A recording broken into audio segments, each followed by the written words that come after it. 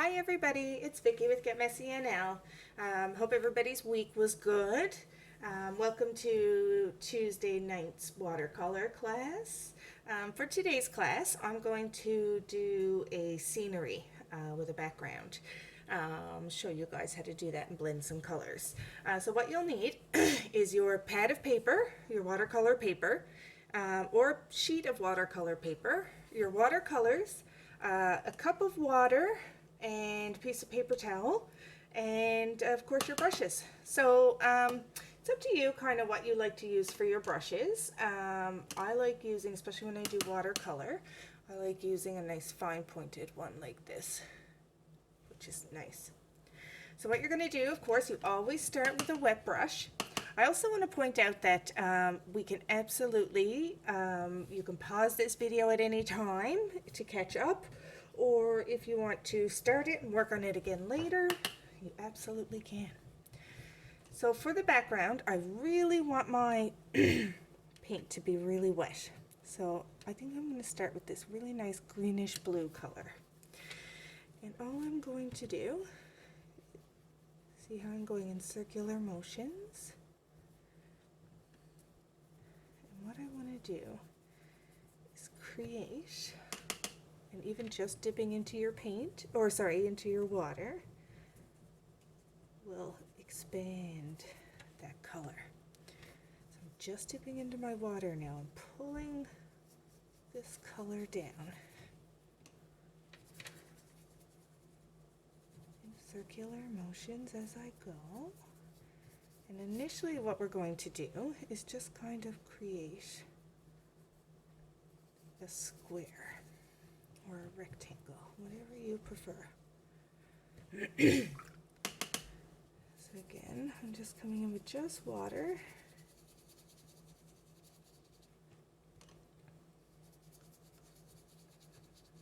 Like so.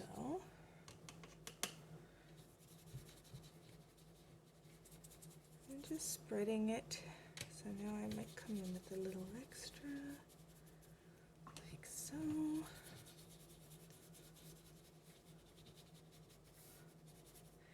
This gives your watercolor a very opaque look, which pretty much means see-through or nearly see-through. So I'm going to bring this down just a little bit more.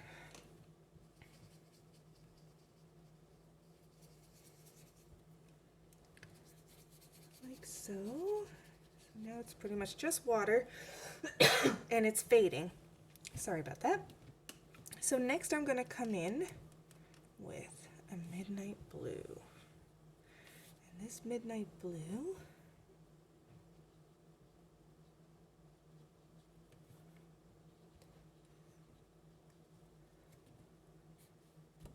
see how I'm just kind of copying what I did in the first place, but I'm not blending it too much because I still want, sorry, to see the blues and the green together. But now I'm just going to come in with some water.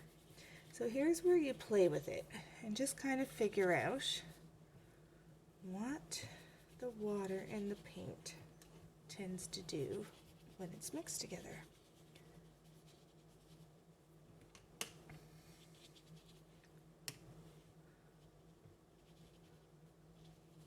And just kind of play with it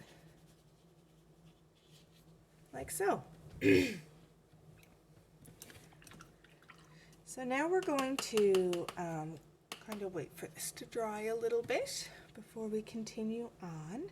So play around with it a little bit till you get it how you want it to be, and then let it dry. So I really like adding purples. So I'm just going to go in here now and just start pulling some of that purple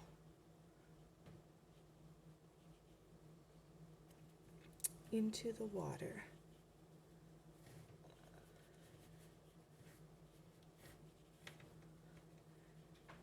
And I'm just going in circular motions here and just blending it, but remember, don't blend it too much Blending too much creates a new color.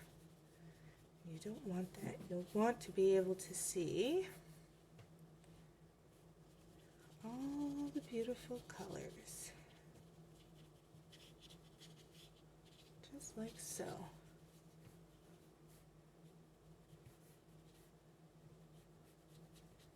You can also pull color out if you don't like it. So over on this side, I'm going to add in a little pink because I want this to look kind of like a sunset. So I'm going to pull pinks with the purples, like so.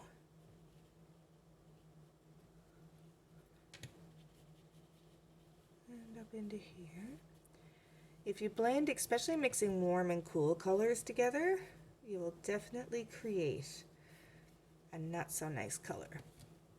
So you have to know when to stop and know when you think it looks pretty good. So right now I'm going to leave that to dry. I'm going to pause the video and I will come back to you in a few minutes when this is dry, and we'll continue with the foreground. Okay guys, so I decided to add a little bit more blues and purples because as it was drying I noticed that it was too light. So now I'm just kind of adding in some more little dark areas, and I'm using the purple to do a little bit of extra, just to kind of make it more pronounced. So again, just kind of play with it. See what your color does.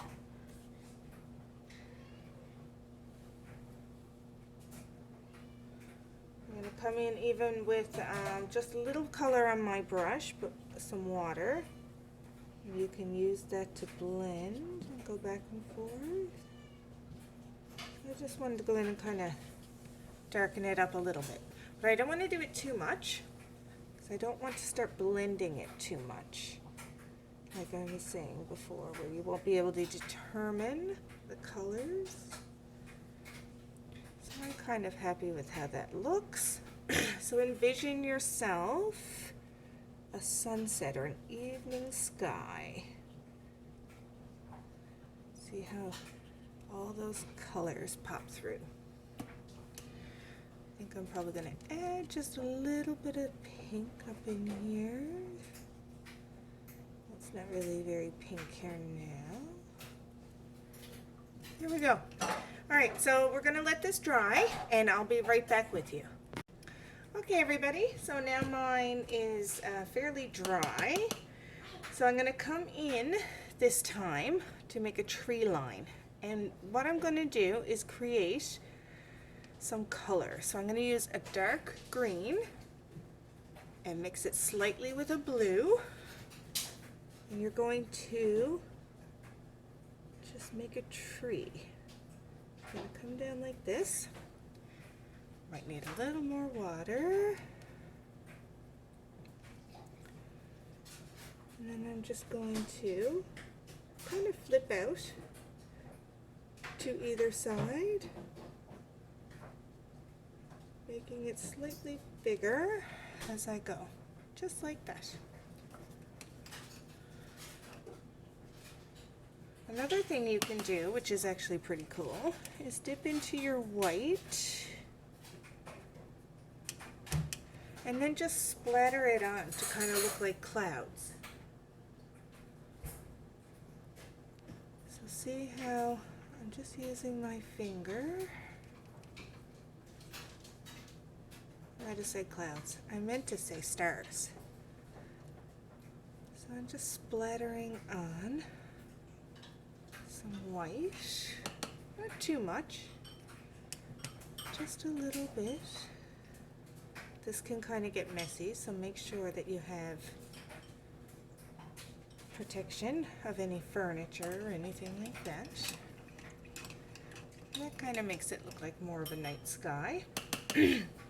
And again, I'm going to come in with this dark green and a little blue. And I might do one here, like so. And then I'm just going to start. Just use your brush in the center and kind of just flick it out as you go down. Just like so. And then we're just going to repeat that all the way over. So I'm going to pause the video while I repeat that all the way over, and you do too, and I will come right back to you. Okay everybody, so as you can see, I made my way over using my green and my blue together. And now what we're going to do is use our black. So this here is just going to be like a shadow. So I'm going to go with my black.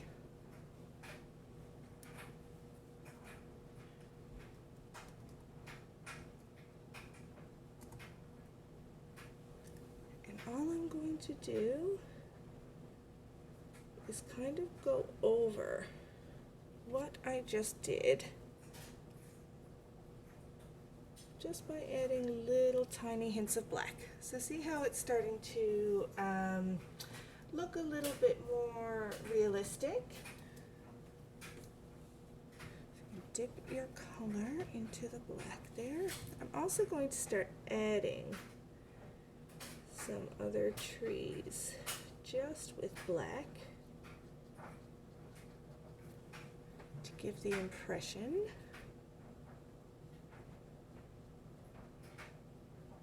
that it's a lot darker out than it appears, just like so. So I'm just coming down one side and then coming down the other. I'm going to fill in a few extra spaces. So here I might actually add a dark tree in here. That's why I leave a little space in between my trees. You can also have them coming forward.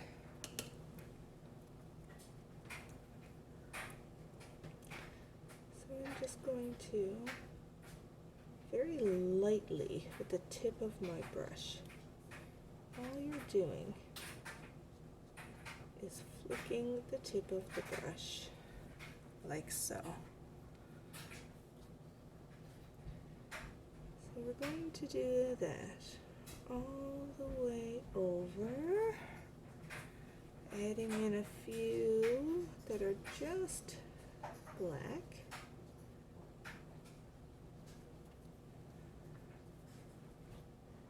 And then the other ones, we're just going to shadow them.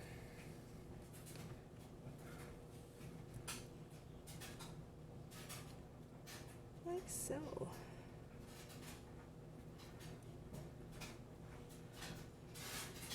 So now we're going to have a more finished looking forest.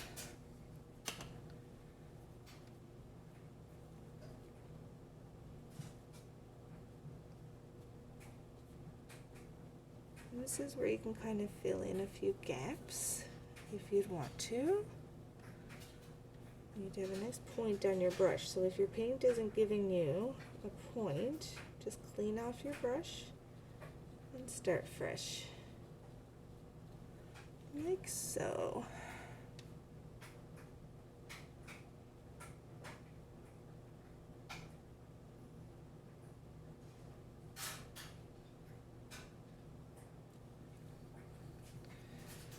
I'm just trying to fix this guy here because my brush had a little too much paint on it,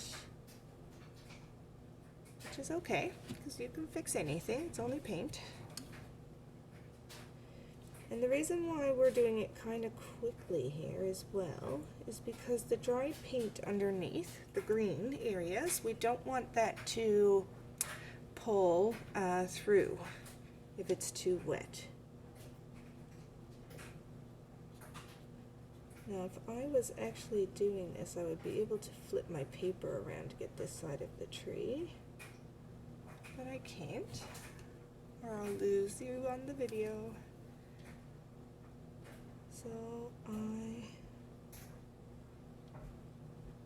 have to kind of figure out how I'm going to angle it as I go, and that's okay.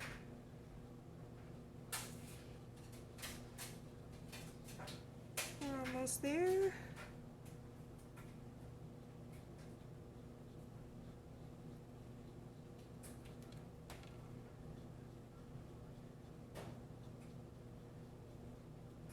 There we go. For the final touch, the last little bit. And again, if you want to think creatively and put a mountain in behind here, you can. But all I'm going to do to kind of finish it off is I'm going to pull the black and create like a ground.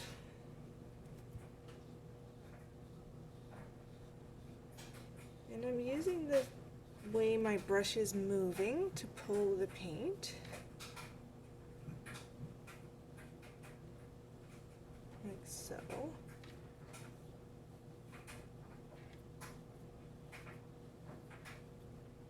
If you need to add a little water to it, you can.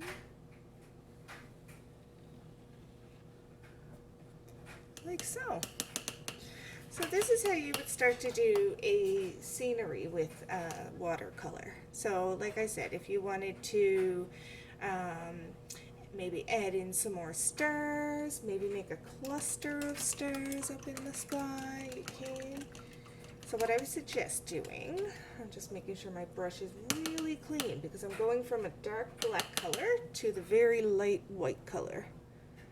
So I'm just going to put it on my brush like so, and with not a lot of pressure, not a lot of pressure at all. I'm just going to add in some white tones, some white undertones here will kind of highlight as well. Or again, you can use the splatter technique and kind of splatter on those colors. So, now I did just go over some of my trees with the white, but that's okay because I was just kind of showing you how to add more in there. Gosh, look, easy peasy, they just go away with a little bit of water. So like I said, if you wanted to add in some white, waiting till the back is pretty much dry. Now, when you do paint watercolor over a dried watercolor, you are going to, once it's wet, be able to pull that underneath color. So you do kind of have to go a little quickly and not a whole lot. So all I'm doing is going in and out through here, like so. Probably a little under here. See? So now you're highlighting it. So like I said, absolutely create your own, see how the brush works with the water, see how the water works with the colors, and I wish everybody luck, and I hope that you are going to show your work to me on our Get Messy Facebook page. I love seeing everybody's artwork once they've practiced doing this. If you want to keep layering color, you can. I kind of like how that blues are fading into the purples and into the greens.